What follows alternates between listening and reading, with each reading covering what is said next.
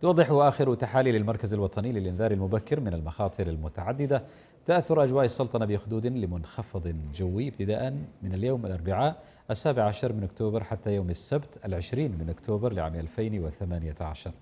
ومن المحتمل هطول أمطار متفاوتة الغزارة تكون رعدية أحيانا مصحوبة برياح نشطة وتساقط لحبات البرد، تشمل محافظات مسندم والبريمي والظاهرة وشمال الباطنة وجنوب الباطنة ومسقط وشمال الشرقية وجنوب الشرقية.